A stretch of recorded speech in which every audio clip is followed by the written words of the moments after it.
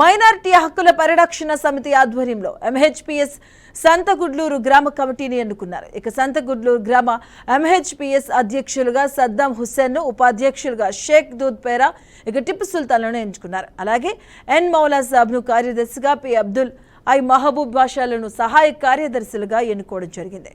సంతకూడూరులోని minority వర్గ సమస్యలను తీర్చడానికి పనిచేయడంతో పాటు గ్రామంలో కులమతాలకు అతీతంగా అందరికీ సమస్యలు తీర్చడానికి ఎంహెచ్పిఎస్ పనిచేయాలని నూర్ అహ్మద్ సూచించారు. సభ్యత్వ నమోదును మరింత వేగవంతం చేయాలని ఆదేశించారు.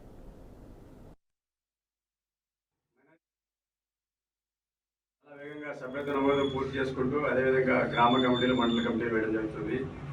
అందులో భాగంగా ఆదిరి మండలం సంతకూడూరు గ్రామ మైనారిటీ యువత సమాజ సేవలో ఎంతో చురుగ్గా పాల్గొనడంతో వారిని ఆహ్వానించి ఎంహెచ్పిఎస్లో చేర్చుకోవడం జరిగింది.